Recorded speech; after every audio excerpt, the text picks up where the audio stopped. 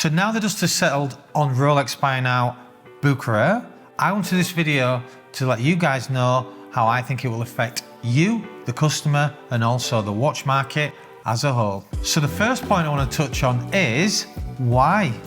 Why have Rolex bought out Bucherer? Is it because Bucherer decided after being 87 years old, having the franchise for 100 years in the family, there was actually no other people to follow on, no family members to take on the name? Or was it the fact that he actually thought this is the time where it's actually at the peak? It is no surprise to me that that business came for sale on the market and was bought by Rolex for the reason of their game. Rolex are one of the biggest and well-marketed brands, as we all know, in the watch market. And for me, they could not have any other company buying the brand Bucherer and letting any other brand have access to an insight into their company. For example, the CPO system. It's no surprise that Rolex has rolled that out with Bucherer as their first ones to try it out. Then all of a sudden they've bought out that particular company. I honestly believe that when Rolex did the CPO system, they already had an agreement in place with Bucherer. If that business ever came up for sale, and there might have even been in talks before the CPO system, might even sign some paperwork before the system, that they actually are going to purchase that company. I think it's part of Rolex's big game. I have said since day one, and I've said this for years, and I've said this with all my colleagues and all my peers within the industry, Rolex do not want the ADs selling watches the way that they are selling them. They cannot control this process. In order for Rolex to keep their brand intact and actually have control over their company, they have to at some point get rid of all the ADs, and slowly a lot of them doing it to themselves by selling under the counter or doing certain things where they're losing their franchises. But for me, it's really important that Rolex had to, but no other company could. And what's really surprising is Rolex actually have now control over some other brands under the Bucherer umbrella. Patek Philippe, Omega, Breitling, just to name a few.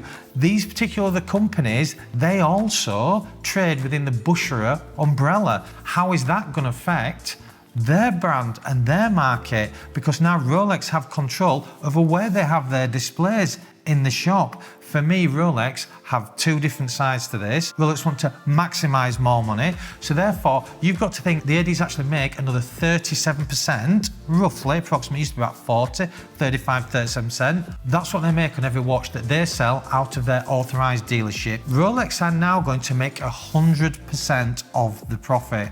They are not having anybody else. Rolex has always, apart from the one in Geneva, their flagship store, they've always had authorized dealers do their retail. And they're now jumping into the retail world, the manufacturing and retailing all under one roof. So the way that that's going to affect the market is, in my opinion, they will have more control over the market, like Audemars Piguet. They will have their boutique stores. They will be able to manufacture and retail, more profits for Rolex. And also, they're going to, I think, produce less watches. So everyone's saying building a new manufacturing place, they're going to start selling many more watches. I actually think if they flood the market and sell more watches, what happens then? They become less rare, it drives the prices down, and I just don't think it's going to happen. And now Rolex already have their own retail stores now. They can actually sell less watches for more profit. And for me, that is part of Rolex's game of chess to becoming checkmate. The first was the CPO, stage 1. The second is the buyout of Bucherer, stage 2. They will already have strategists that have planned this move and the next 6, 7, 8, 9, 10 moves to where they want to be. And I think eventually, and I have said this for some time, Rolex will have their own stores. They'll be able to control what they sell, who they sell to, and how much they sell it for, and how many watches hit the market. There'll be none of this under the hand counter selling, none of these getting called because they're selling on the counter, these flippers. I think it'll all be over because they'll be controlling the market from the inside, and I think it's the biggest gameplay that Rolex has done for a long time, much needed. I don't think it's any surprise that Bucherer came on the market and all of a sudden Rolex buys. I think it was all done behind the scenes. I think it was all a signed deal, all done and dusted years before this actually happened, and it's all part of Rolex's big plan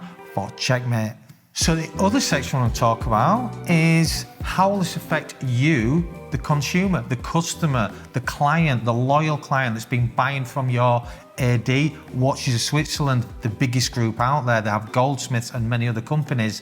How's that going to affect your relationship? We've already seen Watches of Switzerland stocks plummet as soon as the news came out. They've now gone back up slightly. I thought I was going to bounce back to some point, but how's that going to affect your buying, your spend? Are you still going to get your watches from Watches of Switzerland? So imagine you're Rolex, you're sat there, you're the Rolex headquarters, and you've got the Bucherer before, obviously the buyout, and you've got Watches of Switzerland, you're supplying them all fairly with all the stock, and everybody's getting a fair amount, however you decide.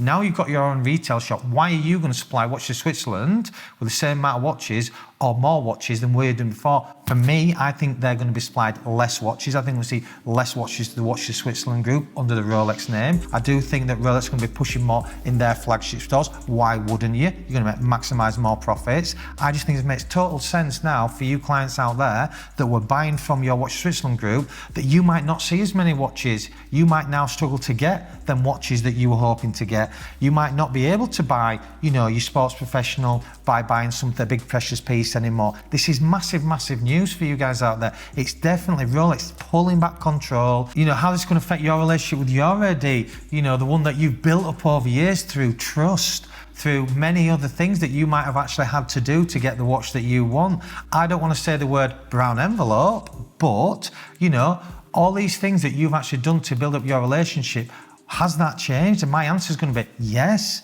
Rolex will slowly pull back, I think personally, from all the other ADs that they've used, and they're going to start pushing it down their own channels. They're going to be more automatised PK, becoming more streamlined, control the market, manufacture the product, retail the product, first time ever. And for me, the market is going to see less watches, even though they're ramping up production online, allegedly in the new factory. I still think, like anything Rolex do, it's controlled, it's thought about, they plan everything years in advance, and this is, for me, like I said, just the first or second stage in their master plan of having their own boutiques, controlling the market. And you watch the Switzerland customers out there, I think you're going to start to struggle over the next 6 to 12 months to get the watches that you actually getting before. The final section I want to talk about is how does that affect us, the independent dealer? The one that all you guys go out there to flip or sell your watch or to buy from. How's that going to affect our industry? And the answer I'm going to tell you is not at all. Our industry will not change. We will buy and sell. We will trade no matter what the market is doing, where there's less watches, where there's more watches. You've got to remember, we used to buy and sell when there was no waiting list, which is created by the ADs. There was nothing. You could walk into your AD and buy a Submariner at $3,500. I would still buy that Submariner from my client pre-owned, and I'd sell it under list. It was no different. It's the same for the Hulks, the Batmans, you name it, when you could readily available, we will still buy and sell and trade. It doesn't matter whether there is 1,000 of one piece on the market or there's 3 of that piece on the market. We will still buy and trade, because for us, we have to adapt to the industry and the market the way it is. And no matter what Rolex does, there's still got to be pre-owned watches out there on the market. There's still going to be clients out there that want to buy or sell a watch for a profit once they've bought it from an AD or from Rolex HQ now or from their flagship stores. No matter what the market is doing, whether it's up, down or sideways, we will still trade, we will still have a business, and we will still make a profit. For example, the Rolex CPO, Certified Pre-Owned System. I've seen some photos from some of my clients where their friends have bought a watch from the system. You're literally getting no Rolex papers, no Rolex tags, no original box, no booklets. You literally will get the watch, the new CPO card, their new CPO sort of box or cardboard box. You'll get a nice little watch roll, and that's it. You're not getting anything else. And the serious collectors out there, the buyers that we all sell to, everything we sell with full sets of box and papers, that is detrimental to the value.